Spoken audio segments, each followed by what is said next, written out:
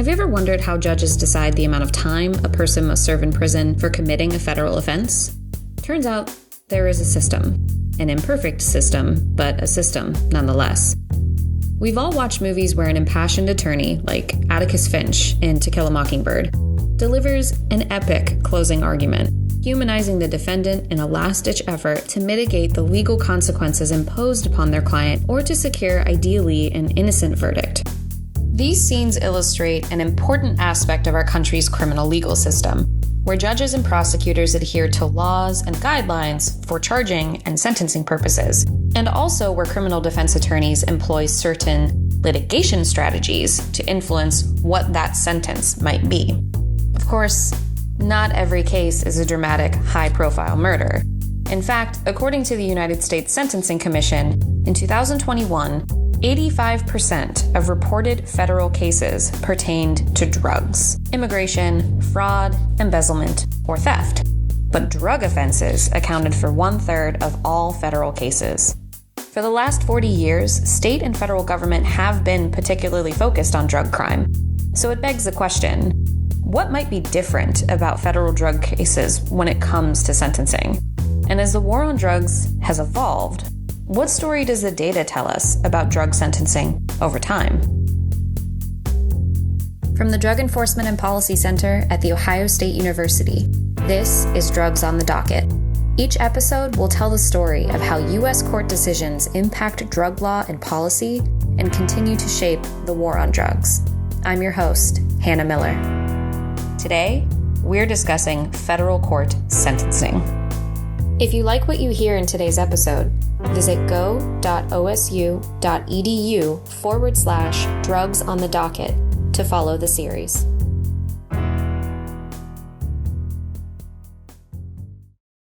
Welcome back to Drugs on the Docket. My co-host today is Doug Berman, a professor at The Ohio State University Moritz College of Law and executive director of the Drug Enforcement and Policy Center.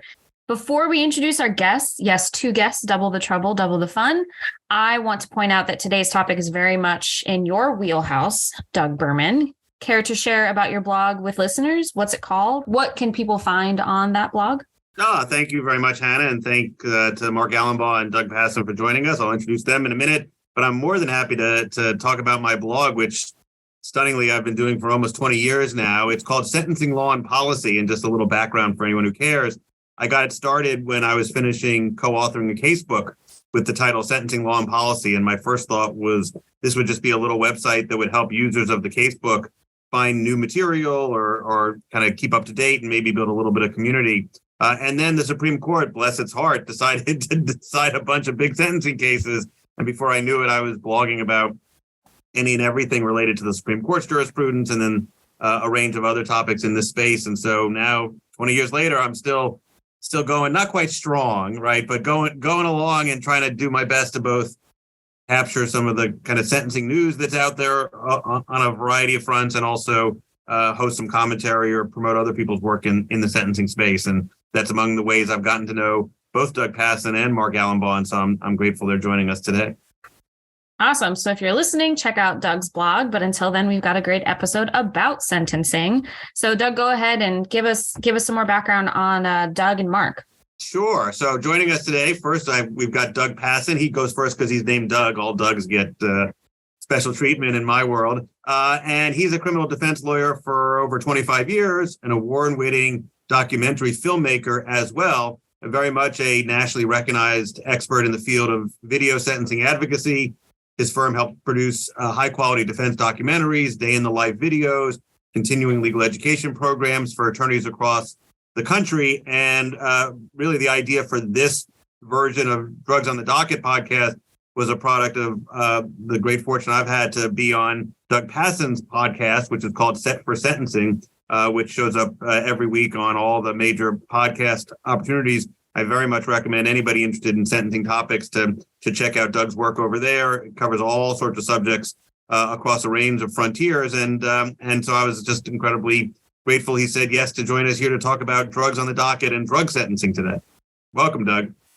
Thank you so much for having me. Thank you for what you guys are doing, especially the blog, Doug. You know, it's my go-to resource for all things sentencing, and for coming on my podcast and supporting me. And I'm really glad to be here. Thanks.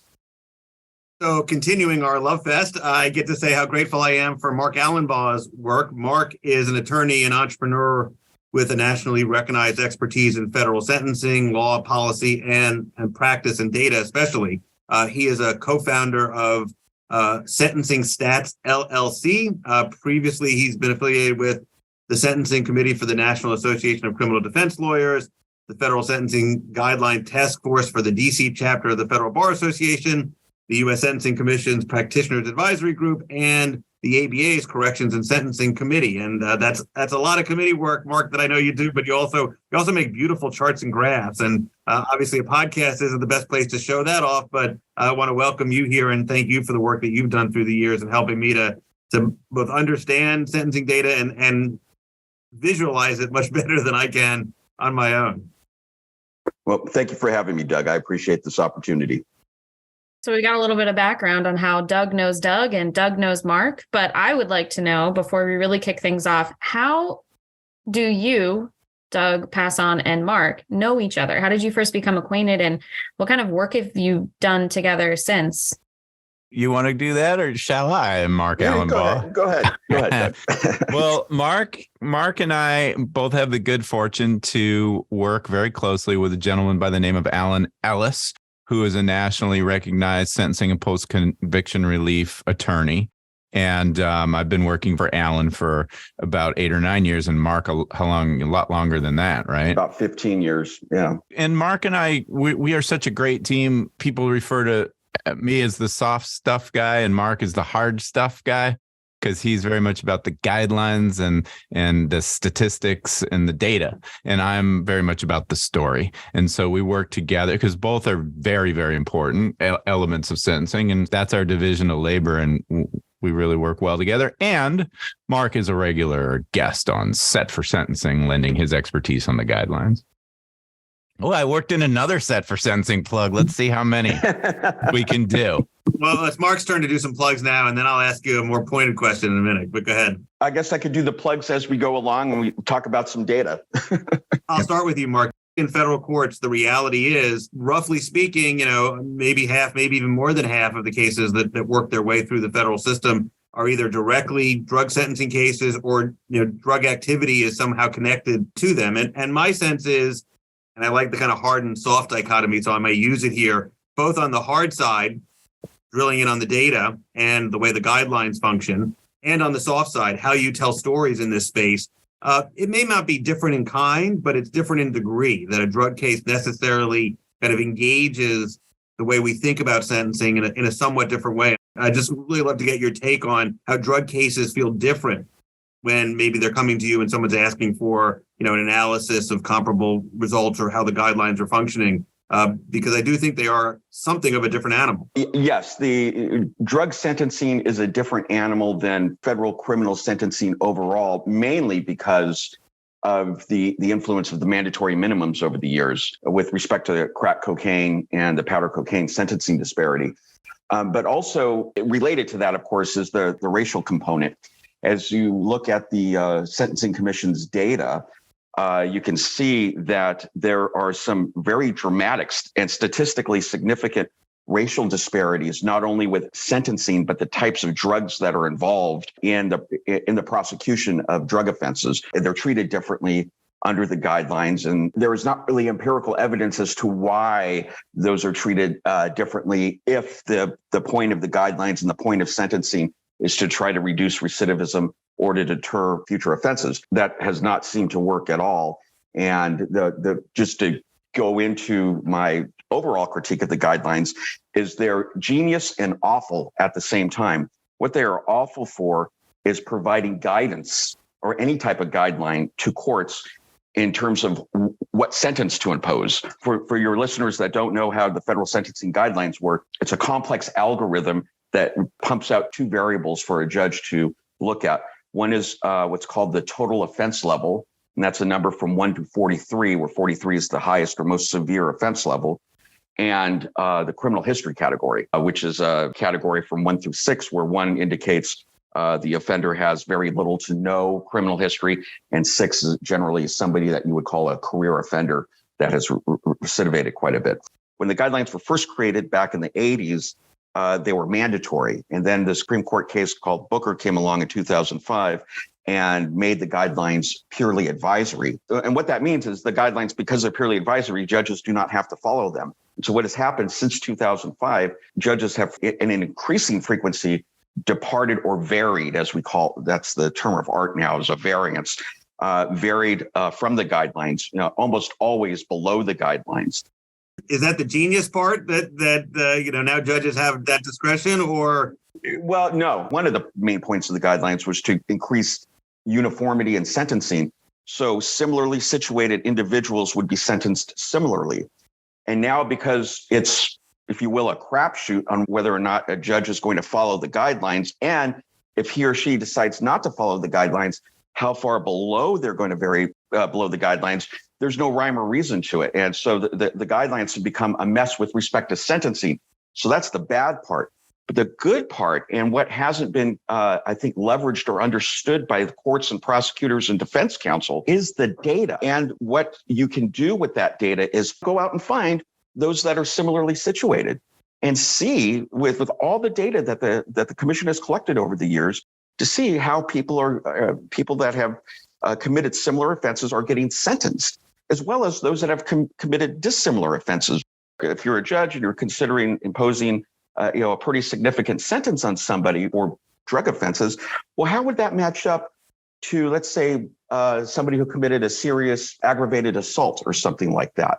And this will also give courts the ability to see just how serious or how misaligned the guidelines may be with respect to sentencing, but also with the data, see what real world practice is. And that's the genius.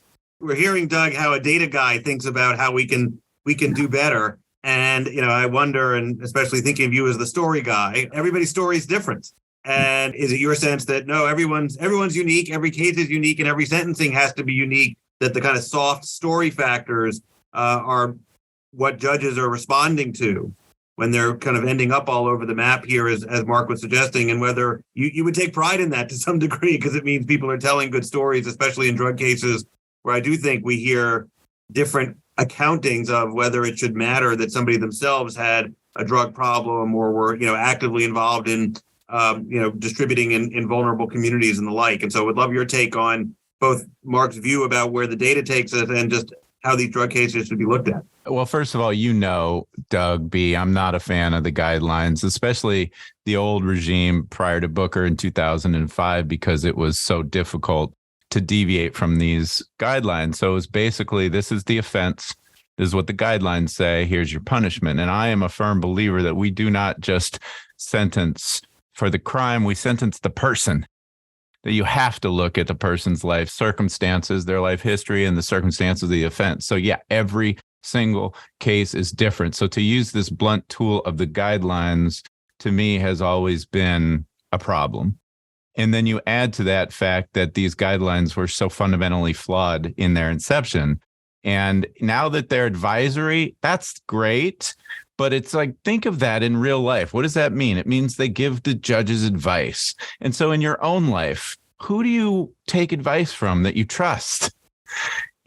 I would take advice from my dad. He's very wise, and I know he has my best interest at heart.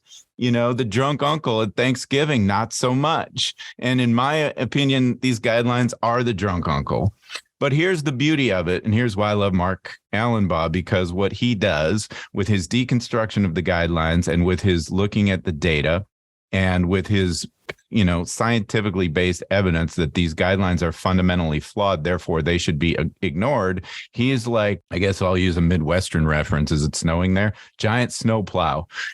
For me, to clear away the mud and the muck and the slush and the slipperiness of these guidelines and say, okay, if the guidelines don't rule the day, then what does? And then we're in the operative sentencing statute, which we know is 18 U.S.C. section 3553, which forces us to look at the person. So we have to look at the history and characteristics of the person. That's their story. We have to look at the nature and circumstances of the offense. That is their story. So in every case, it shifts to the person and forces us, good defense lawyers know this. Some are still coming to this slower than others, but that mitigation and story is everything at sentencing. It's the way that we win once Mark clears away the clutter. And I'm at risk now of using the drunk uncle metaphor too much, but especially in the context of data we get from the Sentencing Commission. I think the fiscal year 2021 data, Mark, shows that judges don't listen to that drunk uncle very much in drug cases specifically. Maybe only about a quarter of the offenses are sentenced within the guideline range. And you were mentioning how many are below guideline sentences. Why are we still even having the drunk uncle give his opinion in a world in which it's clear that the vast majority of the judges aren't paying attention? And I wonder sort of your take on both how we got here and, whether there's a tipping point or it's just inevitable that people are going to keep ignoring it. Well, first of all, we haven't had a commission until recently, so there's very little the commission could do. It could do nothing until recently, but we're going to be stuck with a drunk uncle for a while, but one who is now in AA and is starting to recover. The first big step was admitting that the commission has a problem by getting commissioners, and now we have commissioners that can go in and start to address some of these needed changes. The rate of within guideline sentences, in other words, the frequency in which judges have followed the drug guideline, which is 2D 1.1, has decreased significantly over the last 12 years. Back in 2010, the judges imposed sentences within that guideline about 45% of the time. And that has more or less steadily decreased since then. Just last year, it was only 28% of the cases. But what this shows you is barely a quarter of the time are defendants being sentenced within that guideline. And this is against the backdrop of, in 2014, the commission changing the guidelines to do what was called drugs -2 at the time. So there was a recognition that the guidelines were way too harsh for drug offenses. They lowered it across the board, and even that did very little to engender judicial affinity to the advice that was being given, because we still see this pattern of fewer and fewer sentences being imposed within the drug guidelines, even after the commission made a change, presumably trying to capture the widespread view that the existing guidelines were way too severe. The guidelines actually do need a significant overhaul. What's also interesting is, of course, as the rate of within guideline sentences has decreased, the rate of below guideline sentences or downward variances obviously have increased significantly from 30.4% in 2010 to 47.5% last year. And this is something I wish the commission would publish more frequently. Attorneys and prosecutors and judges are very concerned about the rate of variances, but that's only half the story. The other story is how big of a variance. So what if a judge varies? It could be just 1 month below the guidelines or 100 months below the guidelines. That's really telling the story about what's going on with sentencing. And so what's interesting here, as the rate of variances has increased, the degree of downward variances has remained about the same. Judges are tending to sentence below the guideline range about a third. So to make that less abstract, if the sentencing guideline says 100 months, judges now on average are sentencing at about 70 months, going about a third or so below the guideline, or 66 months below the guideline range. And that's staying rather consistent. And so what that tells me, and what it should be telling the commission, is the guidelines need to be recalibrated, and nobody's listening. The whole guideline scheme, at least for drug offenses, needs to be calibrated downward by about a third. That's what courts are telling the commission. And they're telling the commission that in increasing frequency every year, as we can see, the rate of downward variances keeps going up and up and up and up, and it's staying about the same at about a third. So what judges are saying is, fix the guidelines, you got to lower them by about 33%. When the commission first created the sentencing guidelines, they went back and they looked at data, old probation records, and they looked at 10,000 cases. That's what the guidelines grew up out of, was data. But I still want to talk about fixing the guidelines, and we'll get back to you, Doug, in a minute to sort of focus on, can we, how do we sober up that uncle? But Hanny, why don't you jump in and give really what I think is the heart of the guideline revision question? Well, before I get to that, I actually want to take a step back. So in Ohio, we have the Ohio Sentencing Commission, and I know that there's a big hullabaloo over reporting sentencing to a central database so that we have something to show, essentially like this, where we can see variance. And it's not specific necessarily to drug cases, but any type of sentencing. And there has been some pushback to that. And so I want to know generally about data on the federal level for judges. Is this aggregate data, or can you see judge by judge the degree to which they vary from these guidelines, and whether or not the way that the U.S. Sentencing Commission collects data could inform practices for how states could do it to inform state judges, and not just necessarily on federal cases, but on cases that take place within the state, violations of like Ohio Revised Code, for instance, and how we can do sentencing better. Great question. To take the first part of your question first about judge-specific identifiers in the data, the commission does collect that. The commission collects basically all pertinent filings in every federal sentencing. And that basically is the plea agreement, the pre-sentence investigation report, the order of judgment and conviction, and what's called a statement of reasons, which is a document that, like the pre-sentence investigation report, generally isn't available to the public, but it's what the commission can glean a bunch of data from. For example, the age of the defendant, the ethnicity of the defendant, the actual weight of the drugs, the different drugs that were involved, the criminal history, the educational history of the defendant, et cetera. At the inception of the commission, there was a policy decision made by the Administrative Office of U.S. Courts to clean the Sentencing Commission's data of any judge identifiers and defendant identifiers.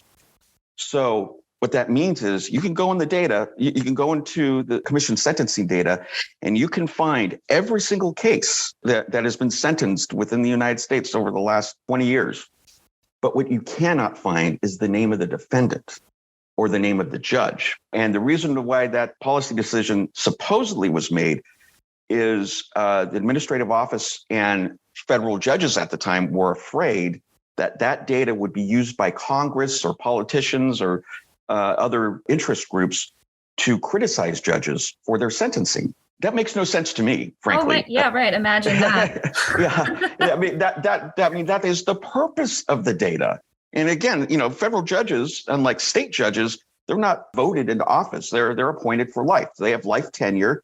And so what if they're going to get criticized? They get criticized all the time by their brethren on the circuit courts. So I vehemently disagree that policy is still in place. It was briefly viewed, I think a few years ago. The New York Times had an article about that created a big uproar in Congress. And there was some momentum about getting the commission to release the judge-specific identifiers.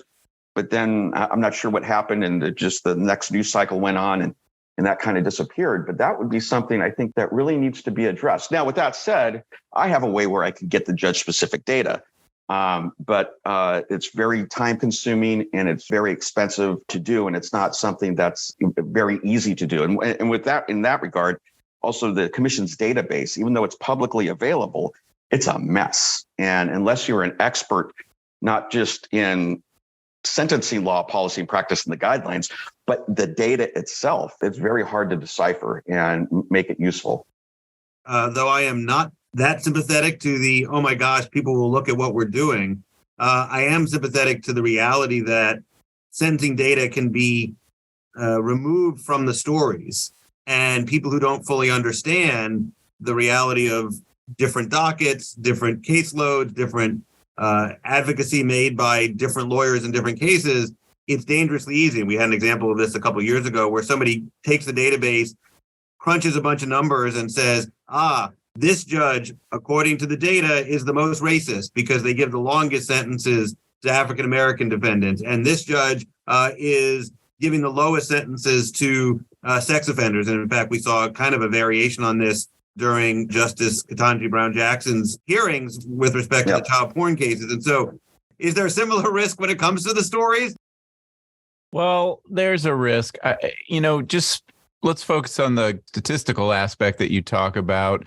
I think in federal court, it might be a little different because federal judges are appointed by the president for life, and they are a little bit less concerned about public perception of their rulings, unless you're Judge Ketanji Brown Jackson and you have to answer for your rulings before Senate confirmation hearing. I don't think people are going to scrutinize it in a general sense like that. They might scrutinize an individual case, especially a high profile case. Now, I don't know how your state system works, but in Arizona, it's a different story because there's a retention vote every election cycle. And, it used to be that the judges would never get voted out, but couple of them did this last cycle because people really are paying attention. So some states you run for re-election. I mean, you have to answer to the people a lot more than a federal judge.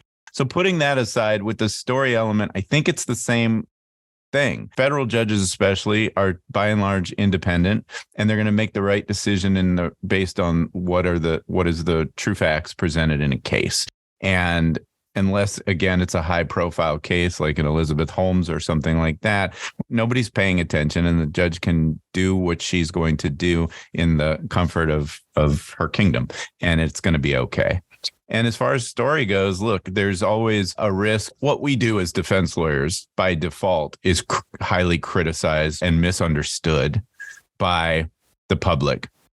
And so there may be a really outstanding sentencing result that we achieve where someone got an extremely low sentence or even probation, and the public who doesn't fully understand how the process works, wasn't sitting in the courtroom to hear the real story and all the mitigation, may wag a finger and say, this is ridiculous, this is injustice, but they simply don't know.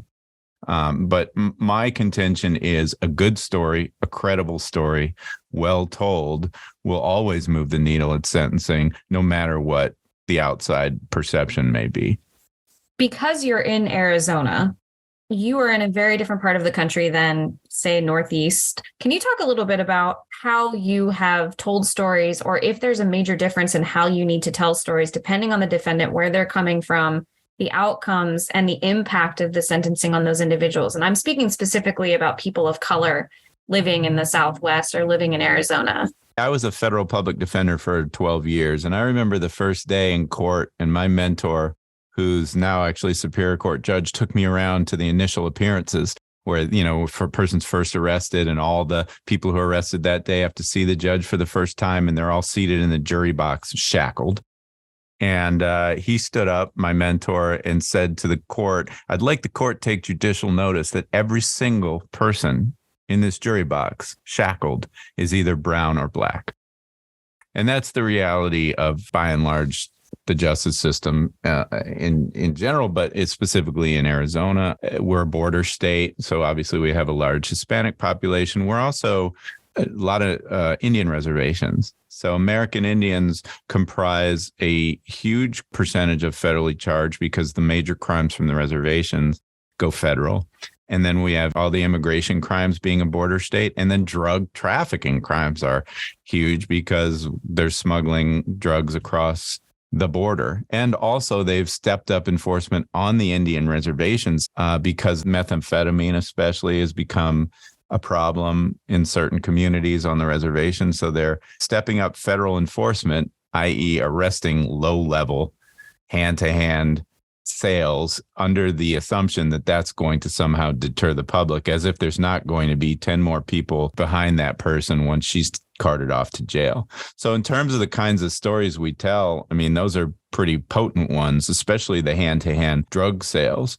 I had a criminal justice professor who talked about the lightning rod effect, which is power gravitates towards the modes of least resistance, which means most, by and large, the defendants we see charged with drug cases are the lowest level offenders in this whole chain of players in the system. And that's a story that needs to be told, especially when the draconian guidelines, even for small amounts of substance, result in major prison sentence, can result in major prison sentences.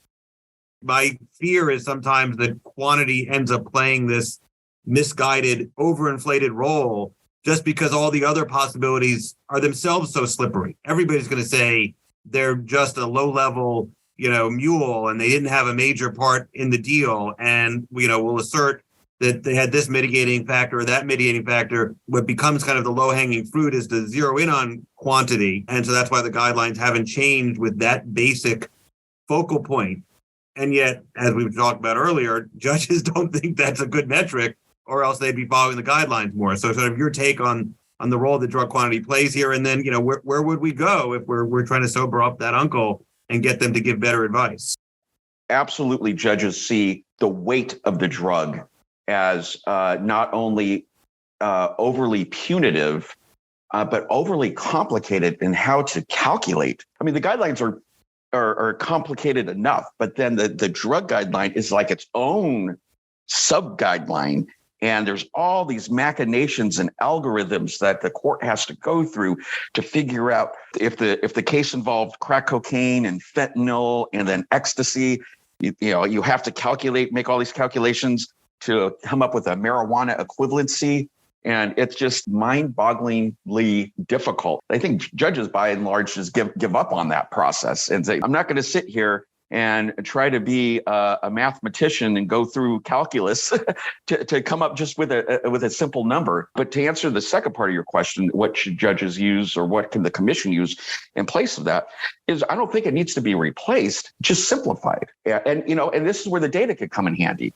Look at the data out there for what many would consider low-level drug offenders and see what the average drug amount is. And they can look at the data and start coming up with different ways to both to simplify the calculation of the drug weight and how the drug weight is used in practice.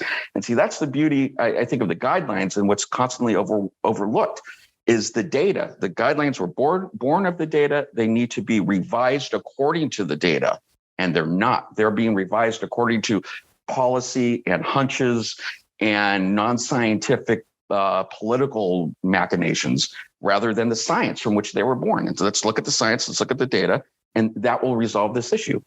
And here's my big problem with weight being the driver. It allows for abuse and manipulation of the sentencing outcome by law enforcement, which is to say, back to this hand-to-hand sale on the reservation. Well, the last case I handled like that, it wasn't just one. It didn't need to be more than one, because once you sell 1 gram of methamphetamine to an undercover officer, that's all they need to arrest you and prosecute you.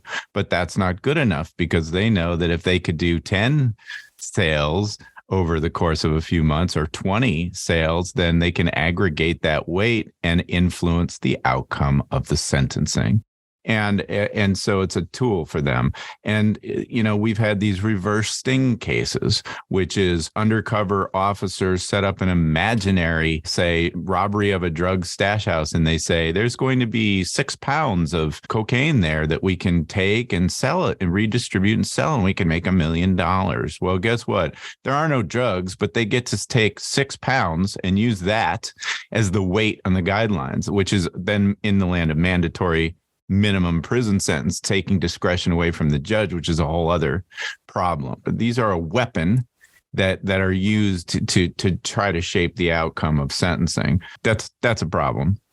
So the Equal Act, which would effectively kind of simplify all of this by treating all cocaine the same, it was passed by the House of Representatives. It's currently stalled in the U.S. Senate for the foreseeable future. But it would effectively eliminate the crack powder ratio, which is currently set at 18-1. Are either of you optimistic about the Equal Act's passage? But also, if it were to pass, do you have any optimism that, we could take this even further? If we're treating cocaine the same, maybe we could treat other types of drugs the same, so that we are lessening our focus on drug quantity, maybe focusing on other factors of sentencing that are better indicators of severity of the sentence itself, instead of these factors that can be manipulated, just like you were saying, Doug P. Well, I mean, as for me, I am optimistic that the Equal Act will pass, but that in and of itself will not address many of the other issues with the drug guideline. And frankly, I'm not sure from either a policy or an empirical perspective if treating all the drugs the same in terms of weight is feasible. And the reason why I say that is, there's a big difference between a gram of marijuana and a gram of fentanyl. That's something that would have to be explored. I'm pretty sure a gram of fentanyl would kill just about anybody, whereas a gram of marijuana won't. So, I mean, that's what I'm getting at there. And so I think it may be inevitable that we're going to have to distinguish certain drugs. And we're not talking about too many drugs. I mean, if you look at the drugs that are primarily prosecuted, the majority right now is methamphetamine, followed by powder cocaine, crack, and then marijuana and fentanyl. So that's about 90% of all the drugs. The data, I think, shows meth's getting the longest sentences, right? Yes, and meth is getting the longest sentences, yes. My sense is sometimes that gets lost in conversations. There was a long period where, rightly so, people were very concerned about the severity of crack before the Fair Sentencing Act of 2010 lowered the crack threshold to some degree, and crack was consistently getting the longest sentences, and was consistently almost exclusively African Americans who were subject to those severe terms. Right. But it is very interesting, since that reform has already happened. We'd like to see more with the Equal Act, but we've seen that meth sentences have emerged both as the largest category of drug cases and the category getting the longest sentences. And I've certainly heard people complain, public defenders and others, that the math behind the meth sentences are even more ridiculous in terms of how you calculate weight, how you, as Doug was saying also earlier, that there's opportunities for stings and for law enforcement to drive up quantities. And that in part explains why there's such severity there. But I think it's, that's one of the challenges in this space is there aren't that many drugs, and yet there's ugly stories behind all of them. Well, that's getting rid of relevant conduct, but I think that's a whole nother podcast, I think. We're talking about how the guideline rules and the data show some differences drug by drug. Do the stories change drug by drug? Is it usually, if you're getting a client coming in and you're developing some mitigation, all you need to know is a drug offender and you kind of have the same questions to ask, or does the type of drug, and Hannah was asked earlier about kind of the region, dramatically impact the kind of the nature of the stories that you're going to be telling, sort of develop the full story for sentencing? The answer is yes. Part of that has to do with the nature of the drug itself, how dangerous it is, marijuana versus heroin, or powder cocaine versus fentanyl, and also how the drug is manufactured, how it's brought to market. Methamphetamine, we can make in our backyard here, whereas marijuana, you need to grow it, somewhere, and powder cocaine is usually imported. So there's all these different aspects to the drug distribution and how the offense is committed. That depends on the type of drug. And also in the region, like, for example, here up in Northeast Ohio for the last few years, we've had a problem with fentanyl. Heroin is being cut with fentanyl now to make it cheaper and to let the heroin give you a stronger high and stuff like that. But it's resulting in a lot of deaths. And that's been a big problem up here, like in Cleveland and outside the Cleveland area. So courts have been very focused on punishing those types of offenders even more heavily than others. So that's something to be aware of, is also the local politics surrounding the particular drug. For me, as I said, if you go back to the lightning rod effect and you realize that most of our cases are not the high level drug kingpins who are manufacturing this, running the operation, enforcing it through violence. All those folks never get punished, or rarely get punished. The majority are just the people who are either smuggling it across the border or selling it in smaller quantities. Or even just, we get a lot of conspiracy cases where I wired some money for somebody that is connected to a cartel, and, people getting swept in this very, very wide net. So in those cases, the story is really everything, because it's about how do they get involved in this? What is their relative level of culpability in this operation? Often it's, what have they done to redeem themselves? A lot of these folks are addicted so many of our clients come to us with addiction issues, mental health issues, abuse. There are domestic violence situations where maybe they're under the thumb of an abusive spouse or boyfriend who's deeply involved in drug trafficking, and they're just sort of, it's unavoidable that they're going to be roped into some aspect of it. And these are the human elements of sentencing. And this is what we have to do to differentiate each and every case and remove them from the cookie cutter aspect of the guidelines. What about any sentencing enhancements, like if there's possession of a gun? Do you find it easier to craft a story around someone who's like not super culpable? Maybe he's addicted, but they found a gun. And so then that increased his overall sentence, or that he's facing longer because of that. Could you speak a little bit to that type of enhancement? Yeah, and I think, Mark, you could talk to this, but there is this distinction between the guidelines and the statutes, because often when we have gun cases, we're in the realm of 924C, which is statutory, mandatory, minimum enhancements, 5 for possession, I think 7 for brandishing, 10 for use or discharge, and then consecutive sentences. So when the guns are involved, the sentences have the potential to go, the needle gets buried in red. But even if you can negotiate to getting rid of a 924C, Mark will tell you the guidelines have their own enhancements for use in connection with this crime with a weapon. So that's a much harder from a story perspective to tell this story, but you certainly can. There's a wonderful podcast, and it's not mine, so this is a totally shameless plug, but it's called Sometimes It Rains. Well, I guess it's not totally shameless because I was on the podcast, but it's a great story about an old pro baseball player from the 80s, and he got swept up in a crack distribution case. And basically, they brought him powder, but they said, we really want crack. Can you cook this for us? So he did it because he was trying to hook up with this girl who he was selling to. And once he cooks the powder, well, that's off the charts. But then when they search him, they find a gun in his house. And a lot of this story is about the role that this gun played in his federal sentencing scheme. It's super fascinating. But the point is, once you get a gun in the mix, it really complicates things.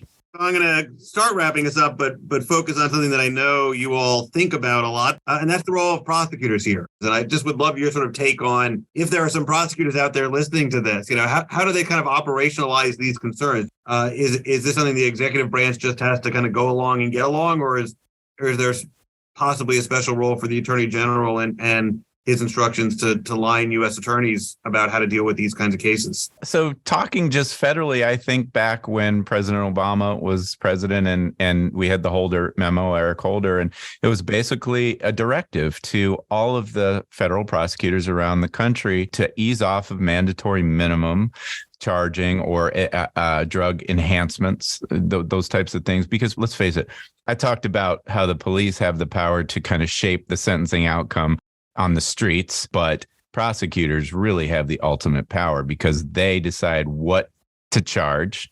And just because they can charge something doesn't mean they have to or should. And that's what the Holder memo was about, saying you don't have to do this in every case, right? But they hold all the cards about what to charge and what kind of a plea bargain to offer, because 95-7% of all cases in federal court aren't going to trial. They're going to resolve by plea bargain. Well, guess who has the final say? We're going to make you plead to this 924C or we're not. That is prosecutorial discretion. So the first takeaway is, sure, there are a lot of wonderful, reasonable people who are prosecutors, but by and large, I don't think anyone should have that much power and authority and discretion in the criminal justice system, because bad things happen. And B, it's a culture thing. They need guidance from on high as to what they can and should do. And I guess, ultimately, Congress needs to just start taking some of this power away. And they can do that by getting rid of mandatory minimums, fixing disparities, and giving the commission and the sentencing guidelines the directive they need to make those fixes. So there's a lot we could do there. I agree. The commission has made the drug guidelines its number 2 priority. And one of the things that it does need to do is that safety valve. The safety valve still has not been fixed to comply with the changes from the First Step Act, which broadened the applicability of the safety valve. So instead, before you had more than one criminal history point, you were automatically ineligible for the safety valve. Now it's up to 4 criminal history points. And so that's not part of the guidelines yet, even though it's part of the statute. Mark, really quick, if you had to summarize what the safety valve is, could you? It is a way for judges to sentence somebody below the mandatory minimum in certain situations. Like a sentencing exception. It's a sentencing exception for mandatory minimums, yes. Okay. And it used to be really narrow, and now under the First Step Act, it's been broadened. But the commission still needs to change that formally in the guidelines. We're just so grateful for you all to help us to illuminate these range of issues and sort of deepen our understanding, and hopefully the listeners likewise even more fully understand why drug sentencing, especially in the federal system, is its own inebriated universe. And yes. hopefully we can, again, have a sober look at just what needs to get done, and hopefully we'll see some of those changes, especially Mark, grateful for you for making sure we don't forget that there is a new sentencing commission. They've got a lot on their plate, but I'm hopeful that this is among the topics that they'll be looking at. And so on that, Hannah, I don't know if you got any closing thoughts? Really, really great job shamelessly plugging all the things today. Well, thank you, Hannah, for doing this, and Doug B, as always. Appreciate it. I'm grateful to be here. Well, thank you for having me as well. I really appreciate it. Drugs on the Docket is a production of the Moritz College of Law, Drug Enforcement and Policy Center. This episode is produced by me, Hannah Miller, and Holly Griffin. Doug Berman is our editorial advisor. The music is composed by Joe DeWitt.